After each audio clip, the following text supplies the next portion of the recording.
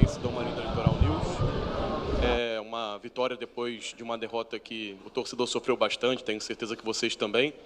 Queria que você analisasse a partida e falasse especialmente sobre o Arrascaeta. 3 gols dentro do Campeonato Brasileiro, uma belíssima atuação hoje e conseguiu trazer para a equipe a eficiência que a gente tanto falava nas últimas partidas. Parabéns pela vitória. Obrigado. Boa noite, primeiramente. Foi dessas vitórias da onde a gente vê que esses jogadores são grandes, né? Depois de uma derrota em casa, muito dolorida, por nós, como você falou bem, né, os torcedores. Mas temos que entender que o futebol, essas derrotas, elas fazem parte. E depois da derrota, nem os jogadores são os piores jogadores do mundo, tem que trocar todo mundo. E nem hoje, depois da vitória, são os melhores jogadores do mundo e vamos ganhar todos os jogos do ano.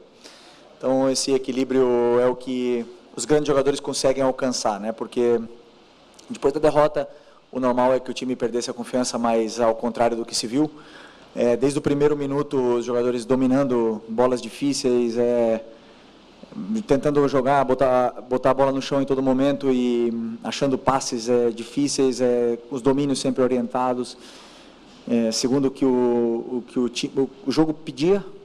Nunca nos deixamos influenciar nem pela derrota, nem pelo jogo fora de casa. E isso realmente demonstra somente uma coisa: o nível dos jogadores, o nível dos atletas que estão hoje no Flamengo, né? E um deles é o Arrascaeta, como você falou, que uma das coisas positivas, eu falei, nem tudo foi um desastre no outro dia, eu falei isso na coletiva, uma das coisas positivas foi o Arrascaeta no outro dia, que ele jogou bem. E porém, não foi nossa noite, mas hoje sim, né? Hoje são desses jogadores que nós temos que aproveitar enquanto está aqui, porque é um jogador especial. Ele é diferente. Ele faz a diferença. E eu já falei muitas vezes, vou falar de novo, é um jogador que escolheu, um jogador desse nível, escolheu passar os melhores anos da sua carreira no futebol brasileiro. Isso nós temos que valorizar muito, tá? E vão viver momentos ruins, e vão ver cobranças, mas esse Arrascaeta aí, são poucos os que pisaram aqui no Brasil, são poucos estrangeiros que pisaram no Brasil e fazem o que ele faz. Aqui. Tudo bem, Felipe? Parabéns pela vitória. Eu queria te ouvir um pouquinho sobre a estratégia que tu desenhou para o jogo de hoje, levando em conta o que tu estudou do Grêmio também, do teu adversário, que joga muito na base da ligação direta. Tu falou sobre um Flamengo que pisou na bola, colocou ela no chão e jogou. Queria te ouvir o que tu pensou em cima daquilo que o Grêmio tem apresentado, por favor. Bom, primeiro eu vi na análise que o Grêmio era um time que costumava encaixar no meio, e eu imaginei que eles fossem encaixar nos nossos 2 volantes, mas aí nós já temos uma saída limpa com um dos zagueiros, né? Mas não foi assim, eles não encaixaram de um princípio, deixaram nossos volantes jogar. Isso nos deu saída, porém, às vezes era mais difícil a progressão da jogada, né? Porque, claro, se os nossos jogadores determinantes da frente estão todos marcados, então a progressão não era tão boa. O plano de jogo inicial, que era uma caída dos volantes, não estava funcionando do jeito que a gente esperava e que a gente imaginou antes do jogo, mas depois, com os ajustes, eles entenderam bem aonde estavam os espaços e começaram a encontrar. Mas o que acontece é que os próprios jogadores dentro do campo, eles se ajustam, né? O Grêmio foi se ajustando, foi pressionando, foi encaixando melhor a pressão e por momentos tivemos dificuldade de sair, mas eu acredito que com a estrutura e com a qualidade dos jogadores do nosso time é muito difícil que eles se apertem, né? Porque eles têm muita qualidade, muitas vezes, mesmo pressionados, eles conseguem sair por uma vantagem qualitativa, que, por exemplo, é o caso do Gerson, que com a bola, ele não perde a bola. Então, isso nos dá uma facilidade para sair mesmo pressionados e assim foi, encontramos os espaços e conseguimos machucar o Grêmio nesse caso. Mas o Grêmio é um time de muitos encaixes e nunca é fácil superar esses encaixes de pressão no meio campo. Porém, quando você escapa desses encaixes, você acaba dentro da área. Foi isso que aconteceu e acabamos 2 ou 3 vezes dentro da área no primeiro tempo, que poderiam ter sido um placar mais elástico. Okay. Boa noite, Felipe. Prazer revê-lo. Parabéns pela vitória. Felipe, o Flamengo, motivos que não precisa ficar aqui repetindo, ele é uma espécie assim de modelo do clube a ser batido no Brasil. O grupo de jogadores é qualificado, o teu trabalho já está rendendo frutos, embora seja relativamente curto, mas ele se mostra. A estrutura do Flamengo ela é exemplar também. Como fazer para que... Como é que vocês estão estudando para jogar com a corda esticada ou poder recolhê-la na hora certa, visando ganhar o máximo possível de competições e estando já num Campeonato Brasileiro que recém começou, mas o Flamengo já começa também a ser colocado como favorito, como maior candidato. Como é que é carregar essa responsabilidade e trabalhar um grupo assim, de agora até dezembro? Só por favor, me explica um pouco melhor como a corda que você falou. A corda esticada é que nem afinação de violão, a cordinha está esticada. Sim, mas... Flochar. E o Flamengo, como fazer com que isso seja mantido ou, em determinados momentos, saber administrar para que questão física, questão de grupo, como é que se administra um grupo de agora até dezembro para tirar o máximo de competições possíveis? Ok, primeiro o clube nos últimos anos se reestruturou de uma forma que nos possibilita ter jogadores importantes para poder brigar pelas competições. Isso não significa ganhar as competições, significa poder disputar, né? Na parte de cima da tabela, com o elenco que tem, o Flamengo, você pode oferecer para os jogadores que queiram vir para o Flamengo a possibilidade de disputar os títulos, né? Depois ganhar ou não é uma coisa do jogo, do esporte, é difícil. Eu, particularmente, trabalho de uma forma onde eu sempre viso jogo a jogo e a corda que você fala é a nível físico, né? Na minha concepção, também um pouco da experiência que eu tenho como jogador, como eu passei por todos os processos, jovem, depois, no melhor momento, dos 28 aos 32, depois, já ladeira abaixo, então eu senti o que os jogadores sentem hoje, tenho bastante esse feeling, tento aproveitar o máximo possível do que o departamento médico me dá de informação para poder decidir. E sempre colocar os jogadores que eu acredito que vão ser os melhores para que a equipe vença o jogo. Então, eu sempre trabalho pensando em fazer o que é melhor para a equipe. E aí eu não penso em sentimento, em ego, eu não penso em nada disso. E daí eu durmo mais fácil, né? Porque como eu estou fazendo o que eu sei, o que eu sinto que é melhor para a equipe, eu vou errar, não tenho dúvida que eu vou errar, os jogadores também vão errar, mas meu coração dorme em paz e eles entendem bem isso.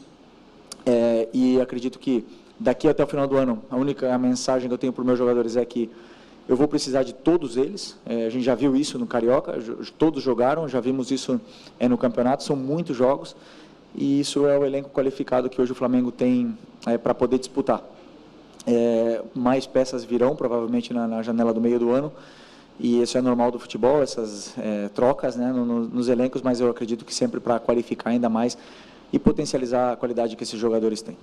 Ok, obrigado. Felipe, tudo bem? Aqui, boa noite. Gabriel Alfa, canal Papulados Rubro Negro, revista Placar.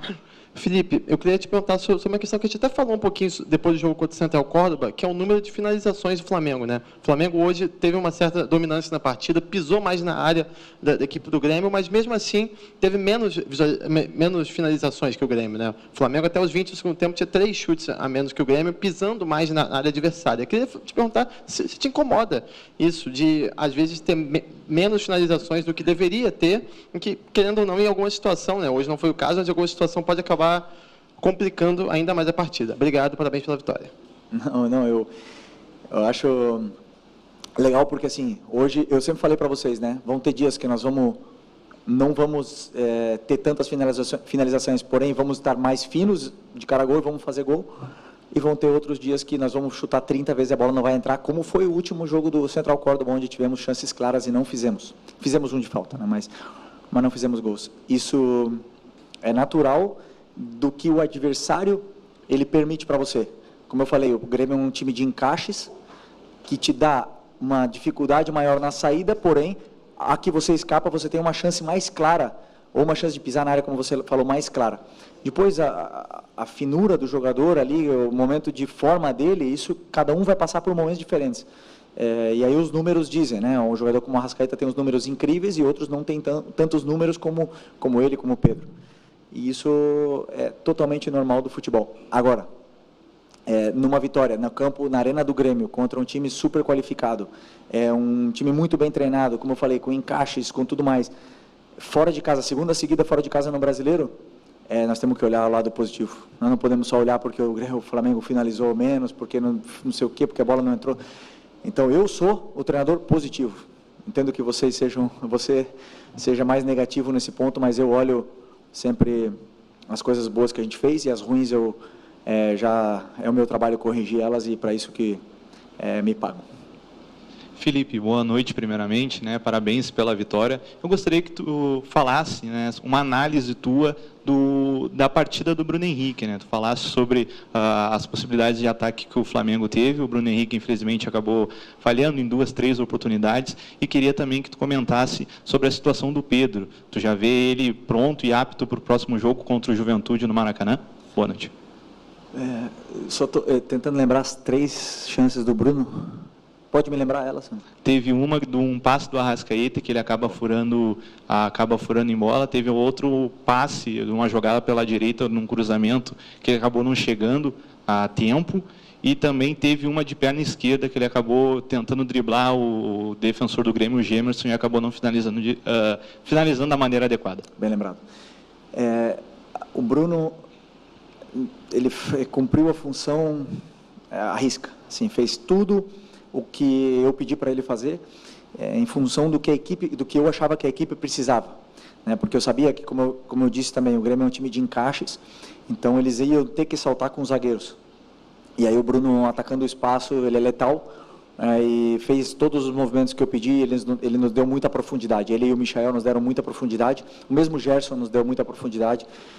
E é um jogador muito importante. Essas chances que você fala, eu não posso qualificar ela de uma chance perdida, porque, na minha visão, não foi o passe não foi ideal para ele, não conseguiu nem finalizar a jogada, né? Então, a outra, talvez, em outro momento, ele teria conseguido finalizar, mas é absolutamente normal. E o que eu vejo é o volume de jogo, o que ele cria, o que ele nos dá para a equipe, porque é um jogador que pressiona muito, que se sacrifica muito pela equipe, faz com que a equipe jogue muito melhor, de forma muito mais contundente e dominante dentro do campo, ao estar Bruno Henrique, porque ele nos dá todas as fases defensivas, né? Jogo aéreo, é um jogador que domina a bola de costas, que sustenta os zagueiros, que ataca o espaço. Então é um jogador super completo e muito importante. E o Pedro, hoje ele está disponível, né? Claro que não está disponível para começar ainda, mas no momento que estava o segundo tempo, que eu acreditava que precisava que a gente estava com espaço para contra-atacar, e não estávamos mais conseguindo pressionar o Grêmio. Então era um momento de ataque ao espaço, então optei pelo Juninho, mas o Pedro está sim disponível para ter minutos de forma crescente durante os próximos jogos. Felipe, aqui, boa noite. Você falou agora na resposta anterior a respeito dos zagueiros saltarem da linha, né? Os 2 gols nisso acontece, são 2 zagueiros diferentes, mas o zagueiro pela direita do Grêmio. E para ali o Flamengo apostou bastante no jogo, o Arrascaeta chegando mais ali, o Michael também. Essa foi uma percepção tua antes do jogo, de explorar essas costas da defesa do Grêmio, que teria esse zagueiro saltando? Eu não vi os gols ainda, então eu não consigo, eu só lembro que o Arrascaeta driblou o goleiro no primeiro, e no segundo foi uma saída de bola pela lateral, né? Eles fizeram uma saída de uma triangulação bonita, e o Arrascaeta conseguiu escapar e conseguiu finalizar, né?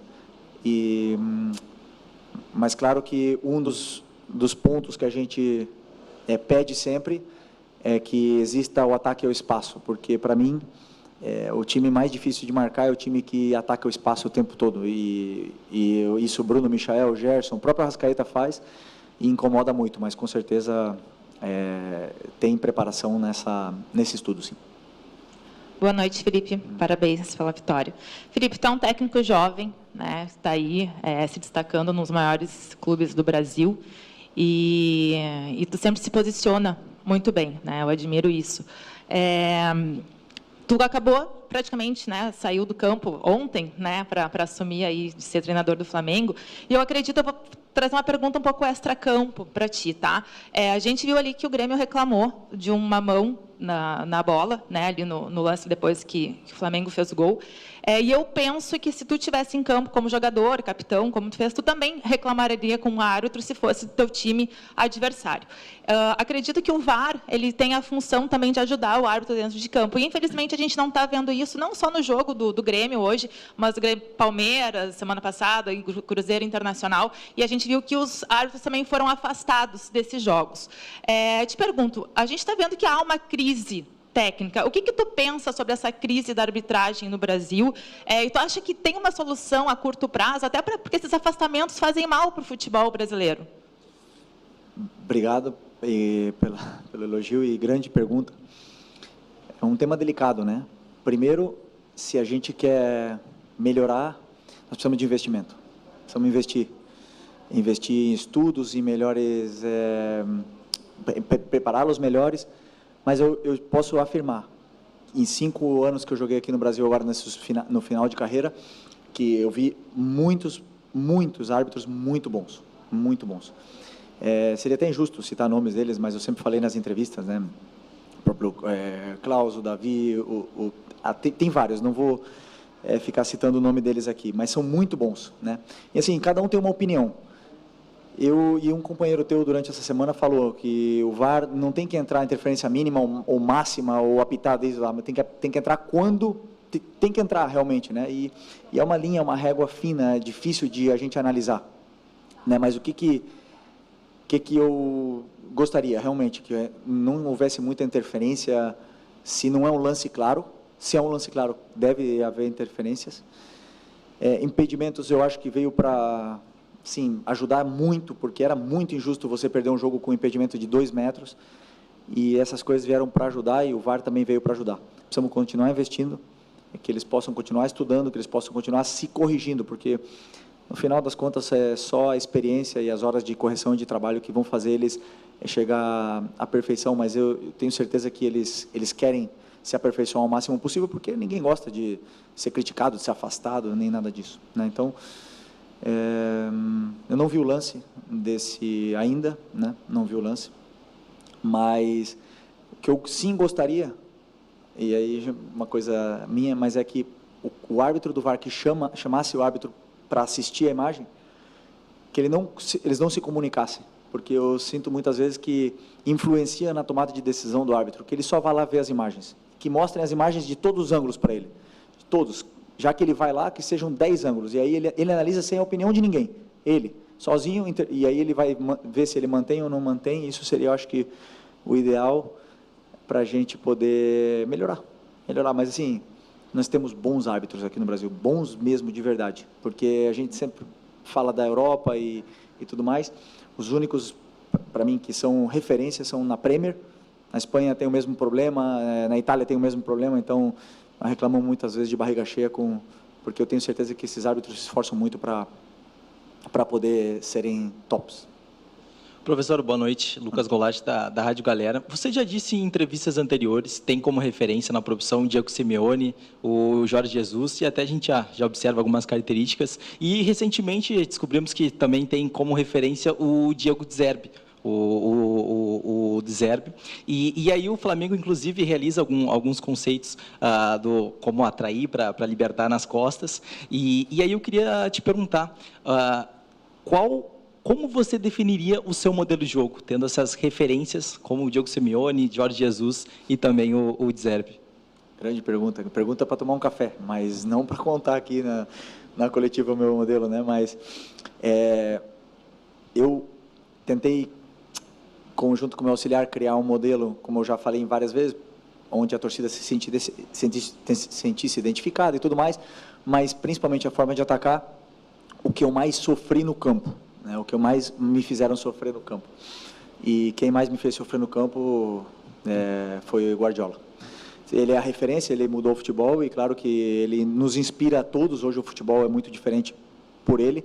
E cada treinador jovem vem com ideias e conceitos novos, onde eu pelo menos não tenho vergonha nenhuma de falar que eu copio treinadores de fora, copio treinadores do próprio Brasil, coisas que eu vejo e eu acho interessante, e tentamos copiar e colocar no nosso modelo, né? Mas o modelo, se eu pudesse resumir, seria pressionar, esse é o primeiro, e depois seria, porque você falou da atração, né? E é uma coisa que eu não gosto, de que os adversários nos venham a pressionar, uma coisa que eu não peço para eles atrair, só que o jogador com tanta qualidade, como o Léo Ortiz, como o Léo Pereira, eles têm a zona de segurança entre eles e o adversário muito pequena. Então, eles se sentem confortáveis com o adversário perto deles. E isso são características deles que fazem os times, atraem os jogadores para poder liberar os espaços. Mas eu não peço realmente isso, porque o que eu passo para eles é a progressão. Então, chamaria talvez jogo de progressão, meu modelo. Felipe, aqui, Gustavo. Estou aqui com um belo material de pré-jogo que a assessoria do Flamengo manda para a gente. E aqui aponta que o Felipe continua com apenas 2 derrotas, 22 vitórias, tem menos derrotas, mais títulos do que derrotas. E o jogo Fortaleza e Inter começou agora, está 0-0 ainda, o Flamengo é líder do campeonato. Isso tudo te motiva, te empolga ainda mais? E a segunda, você diz que normalmente só analisa o próximo adversário. E com relação à tabela, é assim também ou tem projeção de tabela?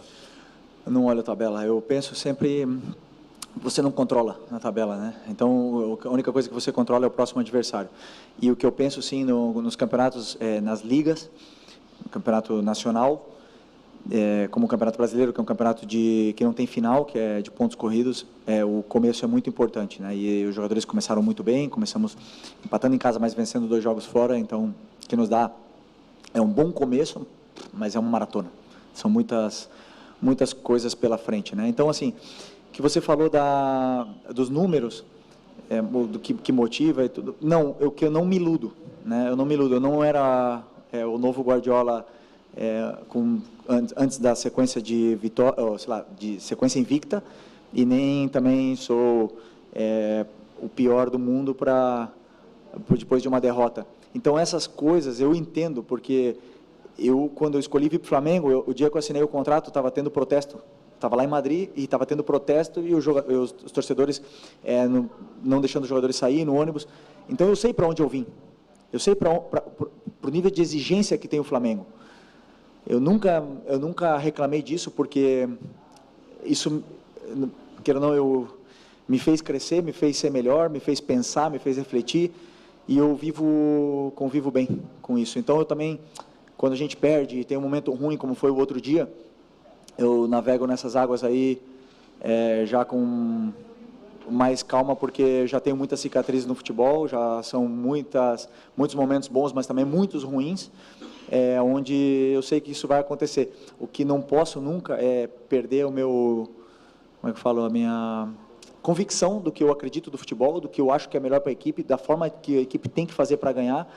Não sempre vamos ganhar. Isso eu falo para o torcedor e falo para os jogadores, e eu não tenho medo de dizer que eu vou errar e vou ser criticado, não tem problema nenhum. E os jogadores também vão errar e também vão ser criticados. Mas que o torcedor entenda que a gente vai fazer de tudo para poder vencer e falar dentro do campo, que é o mais importante. Felipe, boa noite. Boa noite. Felipe, pelo que você falou aí, pelo que a gente já conhece do seu trabalho de jogador e agora de treinador, a gente pode afirmar que você é um dos poucos hoje no Flamengo que conhece tão bem o Flamengo por tudo que você passou. E pela sua experiência, após perder um jogo de estreia na Libertadores, no Maracanã lotado, você sabe que é uma fagulha no palheiro para se criar uma crise. Queria saber como é que você geriu quinta, sexta e ontem para que o time não sentisse aquela derrota de quarta, na verdade, a pressão que começou a se fazer em torno desse jogo de hoje, chegasse hoje, fizesse uma partida com tranquilidade, abrindo o placar já no começo do jogo. Como é que você geriu tudo isso aí? O que você passou para os jogadores nesses últimos dias? O primeiro passo é reconhecer o erro, né? Eu reconheci os meus erros para vocês e para eles também, e mostrei para eles o porquê perdemos o jogo, o porquê aconteceu aquilo. Porque muitas das vezes o resultado não vem, mas e o caos se instaura na parte externa, o que é normal, porque a gente nunca vai mudar o torcedor do Flamengo, ele é muito passional, ele tem esse amor tão grande pelo Flamengo, porque a gente já falou várias vezes que os torcedores eles não comem às vezes para ir assistir um jogo. Então a gente já sabe disso, não vamos mudar o torcedor, mas a gente tem que saber o que estamos fazendo. Então o primeiro passo é reconhecer o que a gente fez de errado, reconhecer e assumir os erros.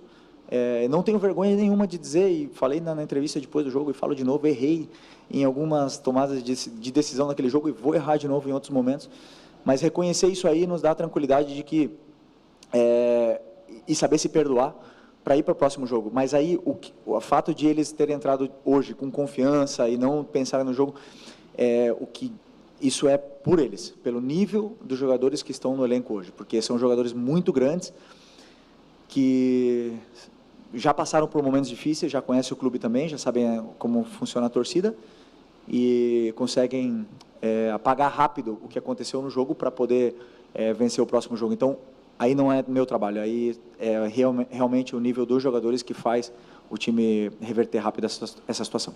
Tá bom? Obrigado, boa noite.